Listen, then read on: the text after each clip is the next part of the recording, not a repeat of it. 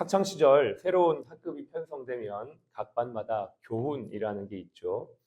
교훈은 주로 선생님이 이렇게 정해놓고 학급의 운영의 가치, 방향, 철학 등을 이렇게 딱 한 문장 혹은 한 단어로 이렇게 표현하는 것을 말하는데요. 여러분 혹시 기억나는 교훈이 있으신가요? 너무 오래돼서 기억이 잘 안 나시죠?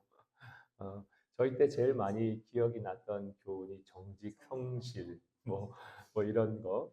그리고 뭐 머리는 차갑게, 가슴은 뜨겁게, 뭐 행동은 조용히, 마음은 크게, 뭐 지나간 자리는 깨끗이, 뭐 이런 게 교훈으로 주로 많이 했던 기억이 있습니다. 또 가정에는 가훈이라는 게 있죠. 주로 부모님이 정하는 경우가 있습니다. 혹시 여러분의 가정의 가훈은 무엇인가요? 예, 우리 예, 병원장님 혹시 가훈이 있으신가요? 네, 특별히 없으시고 혹시 가훈을 정하신 분이 계신가요? 예, 우리 원장님 가훈이 뭐세요? 함께 돕자. 그런 또 가훈으로 이제 가정에 이제 다 같이 이렇게 돕고 그렇게 아이들에게 그렇게 교육을 하셨을 것 같아요. 저희 집은 뭐 특별한 건 아니지만 하나님 사랑, 이웃 사랑입니다.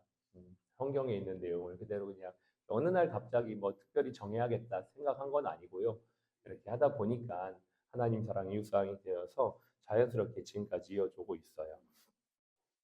많은 그리스도인들의 비전 혹은 소망이 뭐냐라고 물으면 하나님께 영광을 돌리는 것이다 이렇게 고백을 하죠. 그래서 운동선수들이나 아니면 연예인들이 시상식 때나 뭐 골을 넣었을 때 모든 영광을 하나님께 돌립니다. 이렇게 인사하는 걸 보면서 저 사람 참 신앙이 좋구나.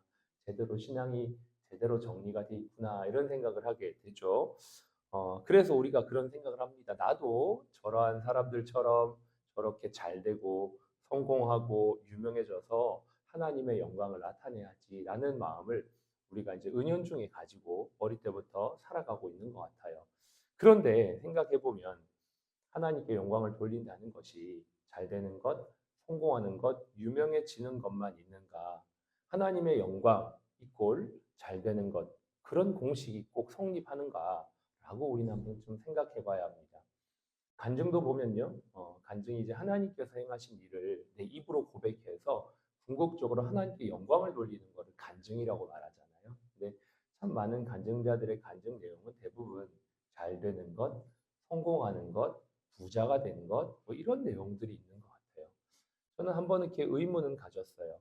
과연 모든 것이 잘 되는 것만이 하나님의 영광인가? 그렇게 따지면 성경에 나오는 예수님을 비롯하여 열두 사도들은 하나도 하나님의 영광을 드러낸 사람이 없어요. 왜냐하면 그들의 인생은 예수님부터가 머리 둘 곳 자체가 없고 마지막 생에는 십자가에서 젊은 나이에 세상의 나이로 따지면 젊은 나이에 인생을 마쳤기 때문에 전혀 하나님의 영광과는 상관이 없어 보이지만 우리는 많은 경우 하나님의 영광을 생각해 볼때 그러한 어떤 이미지들을 생각한다는 것이죠. 그래서 우리가 조금 더 하나님의 영광을 구체적이고 깊이 있게 조금 더 성경적인 관점으로 이해하자면 오늘의 이 말씀으로 좀 더 생각해 볼 수가 있겠습니다. 여러분 고린도전서 10장 31절은 사실은 어떤 교회를 가든지 어떠한 집을 가든지 어떠한 크리스찬이 운영하는 기업을 가든지 많이 사용하는 구절입니다. 무엇을 하든지 하나님의 영광을 위하라. 2023년도에 케냐에 선교를 갔던 적이 있는데요. 그 안차도 선교사님께서 처음에 케냐 마사이족을 대상으로 사역을 할 때에 자그마한 그 흙집을 만들어 놓고 거기에서 예배도 드리고 생활도 하고 했다는 그런 이야기를 들었습니다. 그런데 그 오래전에 지은 그 집 맨 위에 상단에 보니까 무엇을 하든지 하나님의 영광을 위하여 하라. 그러한 말씀패가 딱 붙어 있는 거예요. 그거를 보는데 굉장히 좀 감동이 되었습니다.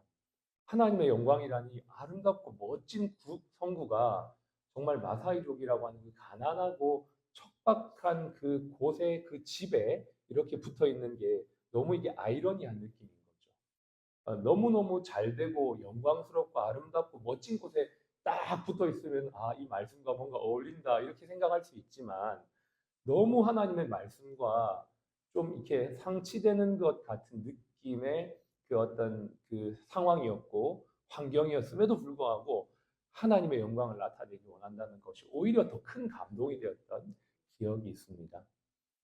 그렇게 우리가 참 많이 좋아하고 많이 이렇게 사용하는 구절인데요. 오늘 이 33절의 말씀에는 그 하나님의 영광을 어떻게 나타내는지에 대해서 구체적으로 말해주고 있어요. 오늘 요 33절을 함께 좀 나누려고 하는데요. 33절을 한 번 더 읽어보겠습니다. 나와 같이 모든 일에 모든 사람을 기쁘게 하여 자신의 유익을 구하지 아니하고 많은 사람의 유익을 구하여 그들로 구원을 받게 하라.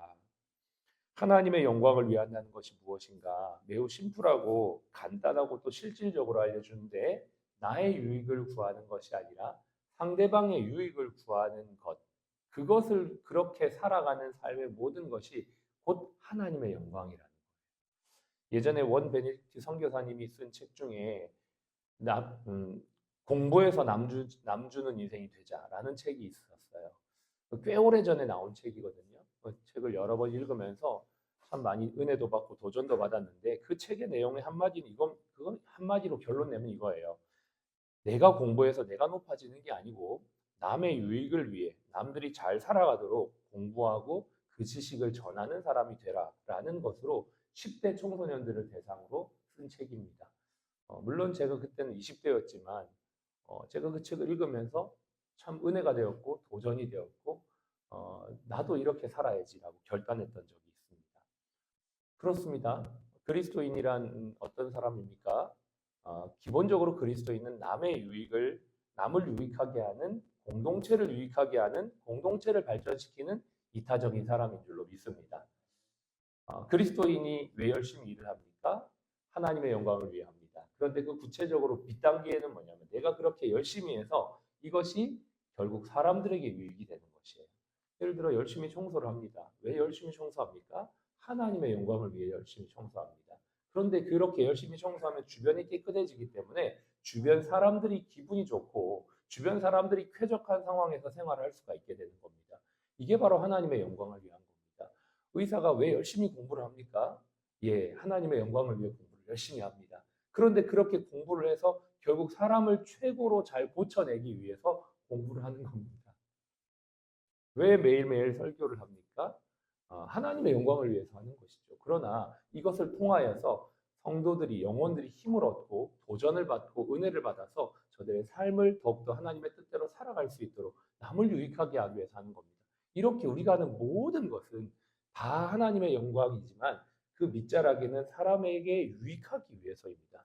내가 인사를 합니다. 내가 인사를 하는 것은 내 일이기 때문에 하지만 그것은 더 높은 차원의 목적이 있습니다. 바로 하나님의 영광을 위한 것이고 내가 이걸 통해서 내 직원들이 유익을 얻기 위해서입니다. 내 부서에 있는 사람들이 조금 더 편하게 일을 하는 시스템을 만들기 위해서 하는 겁니다. 내가 조금 더 부지런하게, 내가 조금 더 열심히, 내가 조금 더 아이디어를 내어서 조금 더 병원이 발전하여서 우리 병원을 통해 더 많은 사람들이 주께로 고침받고 회복되기 위해서 하는 것입니다. 이게 하나님의 영광을 위한 것이 매우 구체적이고 매우 실질적인 삶의 영역 가운데 있다라는 것이죠. 일전에 제가 선교단체의 이름을 이야기하면서 참 좋아하는 선교단체, 참 좋다라고 생각하는 선교단체가 조이라고 하는 선교단체가 있다고 했었습니다. 조이는 JOY의 그 앞에 이니셜을 딴 건데요. Jesus First J입니다. O는 Other Second, 이웃이 두 번째고요. Y는 You Third예요. 그래서 조이예요. 예수님이 첫 번째고 그 다음에 이웃이 두 번째고 나는 세 번째라는 것입니다. 세상은 반대죠. 어, 내가 you가 first가 돼, me first가 되는 거예요. 세상은 그렇습니다. 그래서 모든 것이 나 중심으로 돌아가야 되고 내가 유리하고 내가 좋고 내가 돈을 많이 받으면 나는 언제든지 옮길 수 있는 것이 세상의 가치입니다. 근데 우리는 세상의 가치, 육체의 본능과 소욕을 거스르는 사람들이잖아요. 이게 어려운 거잖아요. 근데 이거를 해내야지 성숙한 거잖아요. 어른이 왜 성숙합니까? 아이들은 육신의 소욕을 따라 갑니다. 배고프면 밥 달라 그러고 잡으면 울고 아프면은 다 뒷수발을 해줘야 되는 게 애들이지만 어른이 왜 어른입니까? 성숙하기 때문에 그렇습니다. 어른은 나보다 남을 더 생각할 수 있고 나보다 이웃을 더 배려할 수 있기 때문에 그렇습니다. 그리스도인들이 언제까지 어린아이만 하겠습니까? 우리는 성숙해야 될 줄로 믿습니다. 성숙한 것은 바로 이웃을 생각하는 것이고 이웃을 위해 모든 것들을 해 나가는 것이죠. 근데 이렇게 살면 우리에게도 평안과 생명이 있어요. 로마서 8장에 보면 육신을 따르는 자는 육신의 일을, 영을 따르는 자는 영의 일을 생각하나니 육신의 생각은 사망이요 영의 생각은 생명과 평안이라. 무릇 하나님의 영의 인도하심을 받는 사람은 곧 하나님의 아들이라. 우리가 육체의 소욕, 즉 나의 유익을 위해서 살아가는 세상의 방향을 거슬러 성령의 소욕, 즉 하나님과 이웃을 위해 살아가는 삶으로 살아갈 때 성경은 우리에게 생명과 평강을 약속하고 있습니다.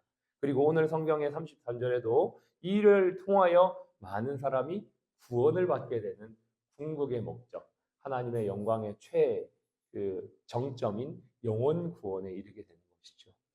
여러분, 우리가 모든 삶에 어떤 단계가 있지 않습니까? 오늘도 우리는 우리의 삶의 접점에서 사람을 상대하고 함께 일을 합니다. 근데 일을 하는 것이 이제 우리는 내 일을 하는 것이다. 내가 잘하게 하기 위함이다. 라는 이것을 넘어서서 남을 유익하게 하는 관점으로 일을 하는 것. 이것이 우리의 삶에도 가장 큰 평강이요 생명이 된다는 것을 기억하면서 2025년도를 마무리하고 2026년도를 시작한 저와 여러분들이 병원의 어떤 원훈이라고 생각해 볼 수 있을까요? 가정에는 가훈이 있고 교실에는 교훈이 있듯이 우리 병원에도 원훈이 있다면 남의 유익을 위하는 병원 공동체가 되는 것, 이것이 참 우리에게 이루어지면 참 어떨까 생각을 합니다. 그래서 우리 병원의 모든 부서마다, 부서장마다 재무를 결정할 때마다, 인사를 행정할 때마다 병원의 모든 행사의 중심에 상대방의 유익, 환자의 유익, 우리 동료들의 유익을 생각하며 살아가는 것, 그것이 성령을 따라 살아가는 것이고 그것이 하나님의 영광을 나타내는 것이며 궁극적으로 남의 유익을 구하여 영혼을 구원하게 하는 하나님이 원하시는 목적을 이루는 병원일 줄로 믿습니다. 이러한 방향을 향해 내년도를 힘차게 준비할 수 있는 저와 여러분 되시기를 주의 이름 축복합니다. 기도하겠습니다.